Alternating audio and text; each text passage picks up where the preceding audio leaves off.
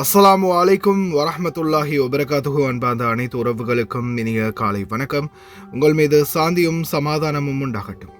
இன்றைய காலை பொழுது உங்கள் அனைவருக்கும் இனிய பொழுதாக அமைய எல்லாம் வல்ல இறைவனை பிரார்த்தித்தவனாக இன்றைக்கும் தொடங்கிய பல முக்கியமான செய்திகளை பற்றி தான் பார்க்க போகிறோம். வீடியோவை கடைசி வரைக்கும் பாருங்கள். தெரியாத நண்பர்களுக்கும் மறக்காமல் ஷேர் பண்ணுங்கள். வீடியோ பிடிச்சிருந்தா ஒரு லைக் பண்ணுங்கள், சப்ஸ்கிரைப் பண்ணுங்கள், தொடர்ந்தும் சப்போர்ட் பண்ணுங்கள். குவைத்துடைய டினார் மதிப்பு உள்ளதா பார்த்தலாம். இலங்கைக்கான ரூபாயில் ஒரு தினாரின் மதிப்பு 1054 ரூபாய் 96 உள்ளது. இந்தியாவின் ரூபாயில் ஒரு தினாரின் மதிப்பு 309 ரூபாய் 14 உள்ளது. இது அல் முசைன் எக்ஸ்சேஞ்சினுடைய அப்ளிகேஷன் ஆன்லைன் ரேட் ஆகும். குவைத்துடைய பல பகுதிகளிலுமே அல் முசைன் எக்ஸ்சேஞ்ச் பிரான்ச் இருக்குது. அதே மாதிரி ஜமியாக்கள்லையுமே அவங்களுடைய மெஷின்கள் இருக்குது. உங்களுடைய பணத்தை அனுப்பிக்கொள்ள முடியும். குவைத்துடைய பல எக்ஸ்சேஞ்சுகள்லையுமே அக்கௌண்ட் நம்பரை மறைச்சிடுறாங்க. இதை பற்றியும் உங்களுக்கு தொடர்ந்துமே தெரிய தரது. நீங்கள் ஏதாவது ஒரு புதிய எக்ஸ்சேஞ்சுக்கு பழைய பற்றுச்சீட்டோட போகிறீங்களா இருந்தால் நிச்சயமாக அதில் அக்கௌண்ட் நம்பர் சரியாக இருக்கா அப்படின்றத செக் பண்ணிக்கோங்க. அப்படி இல்லாத பட்சத்தில் எழுதிட்டு போனாலும் பிழை இல்லாத அக்கௌண்ட் நம்பர் எழுதிட்டு போங்க. ஏதாவது ஒரு நம்பர் பிழைத்தாலும் கூட உங்களுடைய பணம் நாட்டுக்கு போய் சேராது. அந்த பணத்தை திரும்ப பெறணுமா இருந்தாலும் ரொம்ப நாட்களாகும். மறுபடியும் கட்டணம் செலுத்த வரும்.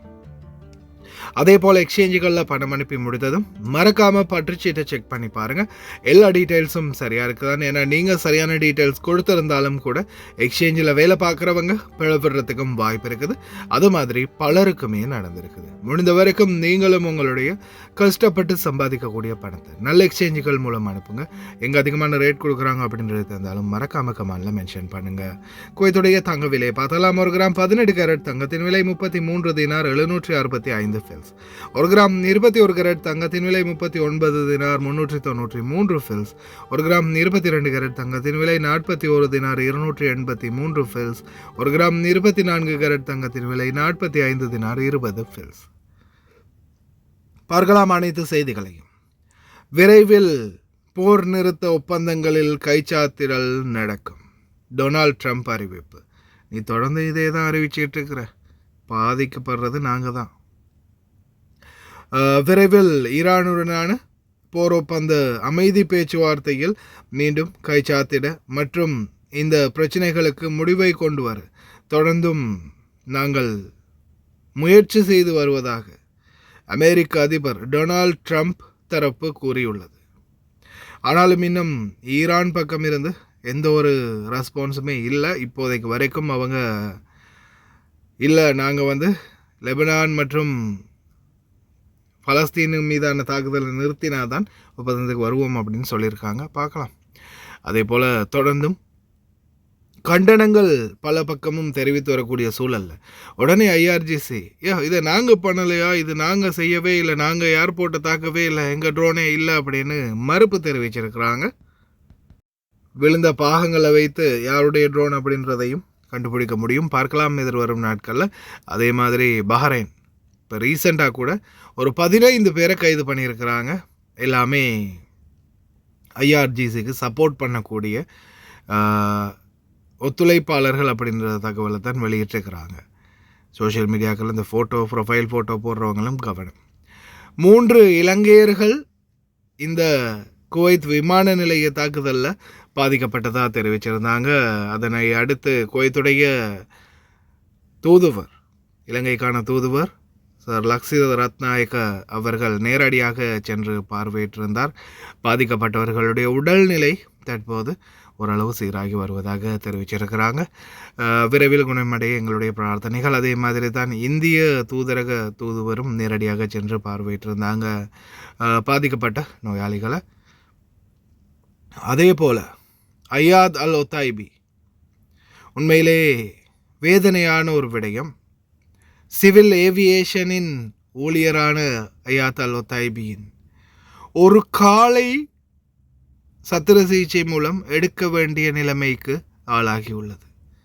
காரணம் நேற்றைய தினம் நடந்த தாக்குதல். பாருங்கள், இந்த அளவு வேதனையான சம்பவங்கள் நடந்திருக்குது விமான நிலைய தாக்குதல். இதோ ஒரு பிலிப்பைன் நாட்டை சேர்ந்த ஒருவர் 21,000 தினார் அல்ஷாப் பகுதிகள்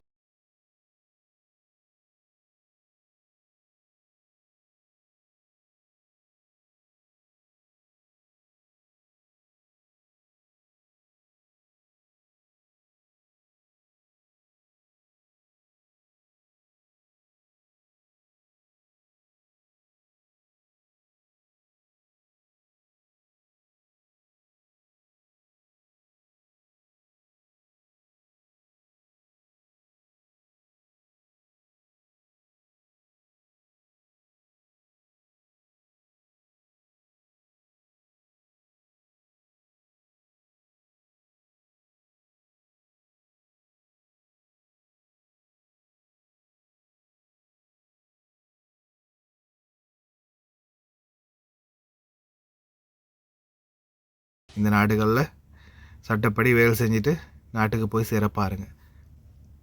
கிட்டத்தட்ட 9 சார்பேனல், அதாவது மிசைல் ட்ரோன் பாகங்கள் விழுந்த பகுதிகள் என தெரிவித்திருந்தாங்க. நிறைய பகுதிகளில் இந்த மாதிரியான பாகங்கள் கிடைக்க வாய்ப்பு இருக்குது. தயவு செய்து ரொம்ப கவனமாக இருங்க, பாதுகாப்பாக இருங்க. இல்லாமல் இறைவன் பாதுகாக்கட்டும் அனைவரையும். أعلن المتحدث الرسمي باسم قوة الإطفاء العام العميد محمد بدر إبراهيم أن قوة الإطفاء العام تعاملت فجر اليوم مع 9 بلاغات غير اعتيادية نتيجة سقوط شظايا ناجمة عن اعتراض الدفاعات الجوية لصواريخ وطائرات مسيرة إيرانية معادية. وأوضح أن البلاغات غير الاعتيادية شملت 4 حوادث حريق نتجت عن سقوط شظايا، بالإضافة إلى 5 حالات استعداد وتأمين مواقع بالتنسيق مع الجهات المعنية.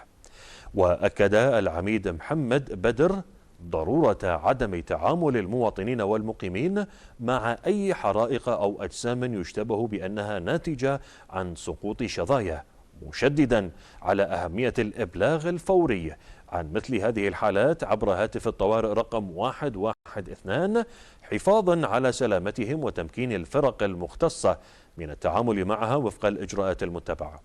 كما دعا الجميع إلى الالتزام بتعليمات الجهات الرسمية وعدم الاقتراب من مواقع سقوط الشظايا أو العبث بها، وترك التعامل معها للفرق المختصة حفاظا على السلامة العامة. جولة المطار أوريكم حتى المغادرون مبنى الركاب T1 البزنس كلوس والفيرس صاروا هني. حلو، غيرين تماما. حلو اختيارهم للألوان، وايد حلو. أول ما ندخل من بوابة المغادرون تذكرون إن كان في جامات، كل الجام انشال. قبل كان مثل في بوكس وصار المطار مفتوح على بعضه. الواجهات المطار بالكامل تغيرت. شوفوا الشاشة اللي فوق ما كانت موجودة وحطوها. المطار بالكامل تحسه صار شرح. الكاونترات اللي وراي قاعدة تشوفون عليها كلهم مكتوب عليهم الكويتية، وين القطرية وين الإماراتية موجودين. كل شاشة مكتوب عليها أي طيران. راح أوديكم مكان سري يقول اسمه حكومة مول. حكومة مول هذا ما كان موجود، عبارة عن وجود العدل والكهرباء والمرور 4 بس عشان لا نزعل أحد. تنفيذ أحكام تنساه، وجنائي وشنو ومدني. أنا ما أعرف شنو جمع كشك، كلهم شالوهم، ومن ضمنهم منو أمل الكويت، عيال عمي كلهم صاروا ورا. مكان نقوة كريب المطار، عندنا علاقة كبيرة. راح مكان ستاربكس اللي فوق. التغريد كله إعلانات، بس مطارنا يستاهل. السلالم الكهربائية للحين ما تبدلت، سكروا واحد وخلوا هذا موجود على أساس الناس تستخدمه. بعد ما يخلصون الأول يسكرون هذا ويعدلونه. يلا ننزل الحين نشوف شنو القادمون. أول ملاحظة تحت إنه يجمعوا شركات الاتصالات بمكان واحد مثل ما قاعد تشوفون وراي. عند بوابة القادمون كان في محلات صغيرة، على سبيل المثال مال الورد مثلا، كل شيء انشال على أساس إنه شنو يعطي مساحة. يجمعوا مكاتب الصرافة مع بعض تحت راح يكونون، وهم في فوق لوحة سيارتك تدخلك ولوحة سيارتك تطلعك. يعني باي شنو كرت ما نبي. دخول صار إلكتروني. شفتي الإجراءات اللي تطورت، شفتي الساعات المكانية اللي صارت زيادة، شفتي التطوير اللي صار على جميع الكاونترات، في تطبيق جميع الإجراءات اللي موجودة، مراعاة جميع الاستحقاقات الأمنية والإجرائية والتشغيلية. الأمور هذه كلها ما أتت من فراغ، أتت من استحقاقات. كانوا هيئة الإدارة العامة للطيران المدني برئاسة رئيس الهيئة في متابعة مباشرة لجميع إجراءات العمل والتطوير اللي موجودة في مبنى ركاب واحد. وقرت عيننا، مطارنا رجع.